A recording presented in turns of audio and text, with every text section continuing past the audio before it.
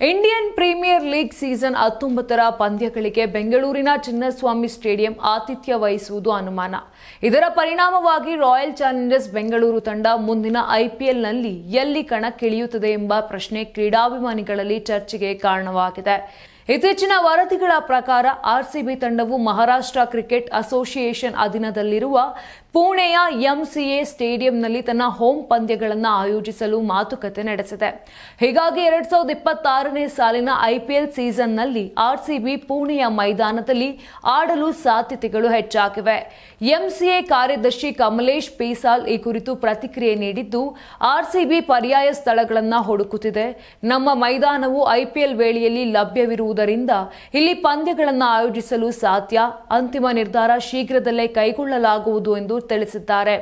June 4ರಂದು Chinnaswamy ಕ್ರೀಡಾಂಗಣದ ಬಳಿ ಸಂಭವಿಸಿದ ದುರ್ಘಟನೆ ಇನ್ನೂ ಎಲ್ಲರ ಮನಸ್ಸಿನಲ್ಲಿ ತಾಜಾ.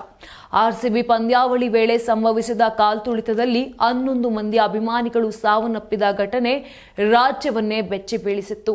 ಈ ಘಟನೆ ಹಿನ್ನೆಲೆಯಲ್ಲಿ ರಾಜ್ಯ ಸರ್ಕಾರ ನ್ಯಾಯಾಂಗ ತನಿಖೆಗೆ ಆದೇಶಿಸಿತ್ತು. ತನಿಖೆ ವೇಳೆ ಸ್ಟೇಡಿಯಂನಲ್ಲಿ ಹಲವು ಲೋಪದೋಷಗಳು ಹಾಗೂ ಭದ್ರತಾ ಕ್ರಮಗಳ ಕೊರತೆಗಳು ಬಹಿರಂಗವಾಗಿದ್ದವು. ಇದರಿಂದ ಬಿಸಿಸಿಐ ಈಗಾಗಲೇ ಬೆಂಗಳೂರಿನಲ್ಲಿ ಯಾವುದೇ ಅಂತಾರಾಷ್ಟ್ರೀಯ ಪಂದ್ಯಗಳನ್ನು ಆಯೋಜನೆ ಮಾಡಲಿಲ್ಲ.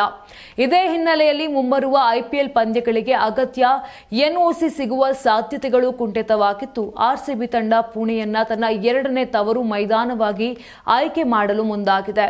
ಹೀಗಾಗಿ ಮುಂದಿನ ಐಪಿಎಲ್ ಸೀಸನ್ನಲ್ಲಿ ಆರ್ಸಿಬಿ ಬೆಂಬಲಿಗರು ತಮ್ಮ ಪ್ರಿಯತಮ ತಂಡವನ್ನ ಚಿನ್ನಸ್ವಾಮಿ ಅಲ್ಲ, ಪುಣೆಯ ಎಂಸಿಎ ಮೈದಾನದಲ್ಲಿ ಕಾಣುವ ಸಾಧ್ಯತೆ ಬಹಳ ಹೆಚ್ಚು.